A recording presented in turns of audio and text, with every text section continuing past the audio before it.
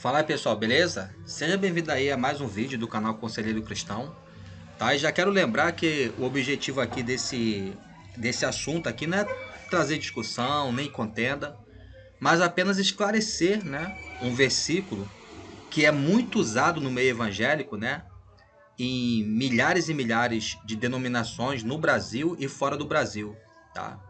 É um versículo muito usado. E o objetivo de quando esse versículo é usado é fazer com que as pessoas levem o dízimo para a instituição, né? Eles alegam que as pessoas devem levar o dízimo à casa do tesouro, né? Para que eles sejam abençoados.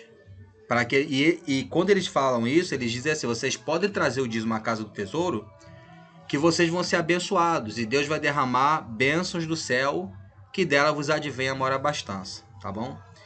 Então, pessoal, é o seguinte, eu queria que você prestasse atenção. Eu vou explicar de forma mais breve possível, para que você entenda os erros de interpretação dentro desse versículo. Entretanto, você não é obrigado a concordar com aquilo que eu vou falar. Mas eu acredito que você é uma pessoa inteligente e você vai ter o bom senso de pelo menos analisar o que estará sendo falado aqui, tá certo? Então veja bem, trazei todos os dízimos à casa do tesouro. Vem a primeira pergunta aqui: aonde está a casa do tesouro?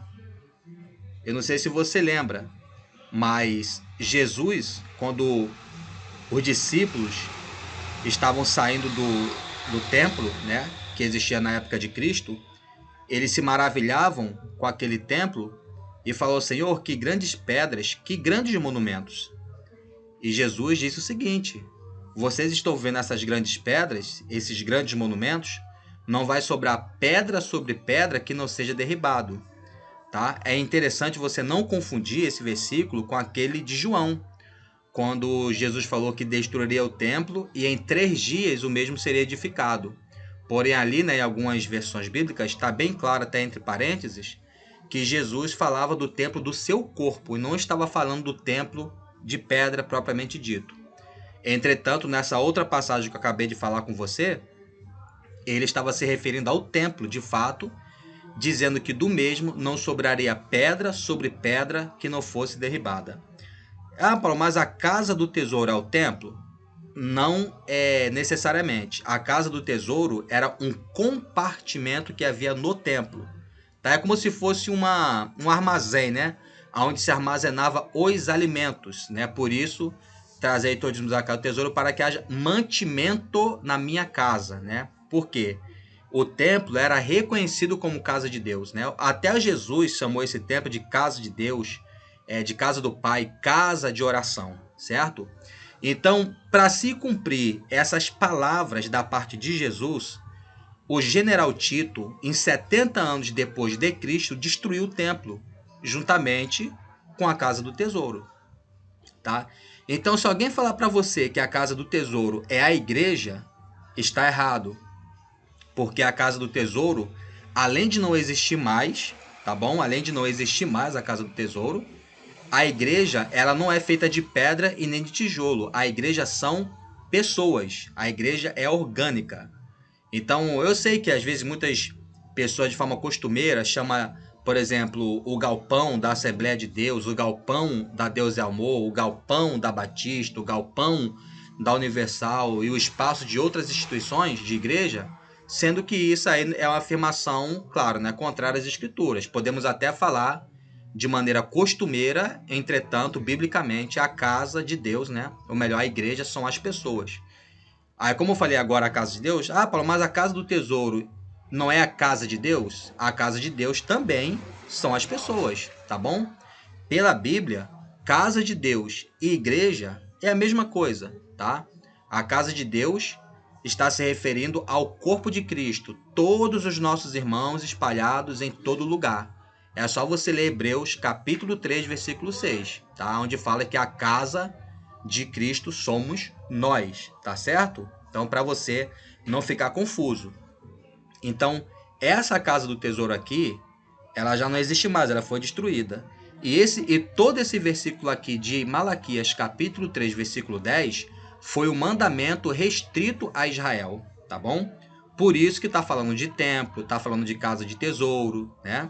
E as janelas do céu, né? Seria as janelas do céu e derramar bênção, no caso aí seria a chuva, né? Que cairia do céu para arar a terra, para que a mesma desse fruto, né? Então, desse fruto, as pessoas da sua colheita pegava-se ali 10%, a décima parte, e levava aos aposentos do templo, que no caso era a casa do tesouro, tá bom? Para que assim os sacerdotes, aqueles que eram da tribo de Levi, aonde somente eles tinham autorização para receber o dízimo, mas nenhuma outra tribo recebia, apenas eles recebiam o dízimo, então era para lá que era levado, para que esses sacerdotes, né, administrassem. Inclusive, a mensagem foi para eles, a mensagem de repreensão foi para eles, né? E coletivamente toda a nação de Israel, tá bom?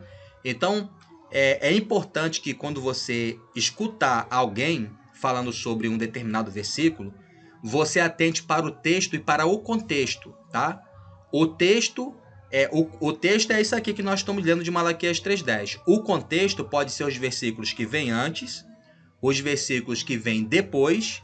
O contexto pode estar no livro inteiro, tá? Pode estar no livro inteiro, como pode também estar na Bíblia inteira, ou até mesmo, em alguns casos, fontes extra-bíblicas, como, por exemplo, fontes históricas, né? Como, por exemplo, a questão do general Tito, né? Todos sabem, né? Os teólogos sabem que, ainda que não esteja na Bíblia, que o general Tito destruiu o templo, mas é historicamente comprovado que isso aconteceu, claro, para se cumprir as palavras de Jesus, tá bom, pessoal? Então é isso. Então não fique confundido, tá certo? Casa do Tesouro já não existe mais. Então qualquer pessoa que vier com a desculpa dizendo: "Ah, irmão, você tem que trazer o dízimo para a casa de Deus", então já é um equívoco, é uma falsa interpretação, tá bom? Porque a casa de Deus somos eu e você. O templo de Deus somos eu e você, né? Como está lá em 1 Coríntios 3,16. Não sabeis vós que sois o templo de Deus e que o Espírito de Deus habita em vós. E é bom lembrar também, tá? Que é por isso que o apóstolo Paulo, e assim como os outros apóstolos, não fizeram menção desse versículo, né? Interessante observar que hoje em dia esse versículo aqui é repetido milhares e milhares e milhões de vezes, né? Sendo que o apóstolo Paulo e nenhum outro apóstolo fez menção desse versículo, como fazendo do mesmo uma doutrina para a igreja, fazendo do mesmo um mandamento para a igreja, tá certo, pessoal? Então, o dízimo era um mandamento restrito ao povo de Israel, e Jesus e nem os apóstolos estabeleceram o dízimo como um mandamento doutrinário ou uma doutrina para a igreja de Cristo, tá bom?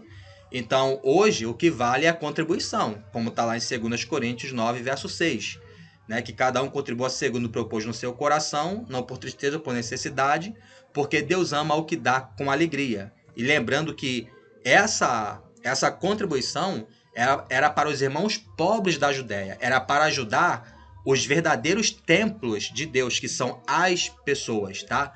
Deus não tem compromisso com o templo de pedra. Deus não tem compromisso com o templo feito por mãos humanas, o templo feito de piso, né, onde são enfeitados ali com cadeiras e etc, etc.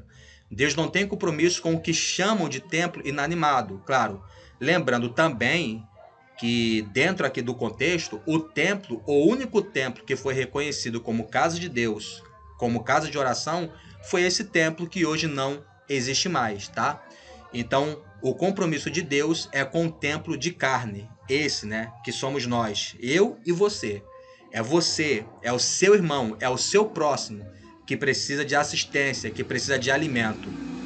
Aí você ouve muito esse argumento assim: "Ah, irmão Paulo, mas aí tem que pagar a conta de luz, tem que pagar a conta de água, pagar a conta de água, conta de luz da igreja". Lembrando, você não vai pagar a conta de água e nem de luz da igreja, a não ser que você pegue um grupo de irmãos e pague a conta e água, a conta de água e luz deles, né, dos seus irmãos que porventura estão passando uma necessidade.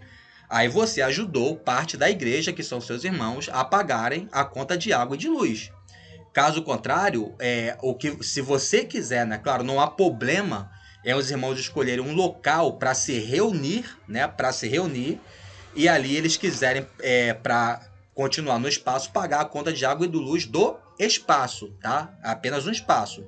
Aí tem que ser feito algo combinado, sendo que não se pode usar o versículo de Malaquias 3:10, que está totalmente fora do contexto, para isso. E nem se pode usar também o versículo de 2 Coríntios, capítulo 9, verso 6, para justificar isso, né? Então, é bom lembrar que a oferta é para ajudar o necessitado. E o dízimo era uma coisa restrita a Israel e que era levada à casa do tesouro e que hoje não existe mais, tá bom, pessoal? Então, o compromisso de Deus é com o templo de carne, né? O templo que somos nós, o seu próximo, eles que sentem fome, sede, sentem as necessidades dessa vida, tá bom? Então, só para frisar aqui, tá bom? A Casa do Tesouro não existe mais, foi derrubada em 70 anos depois de Cristo, se cumprindo as palavras de Jesus. O dízimo, né, era algo restrito apenas para o povo de Israel, tá? E, por consequência disso, muitos estudiosos, até concordo com eles, dizem e afirmam que nem judeu dizima hoje, tá? Justamente porque o templo não existe mais, tá certo? Então, pense nisso, medita nessas coisas que foi falado aqui, tá? E que Deus abençoe você, a sua família e até o próximo vídeo. Tchau, tchau.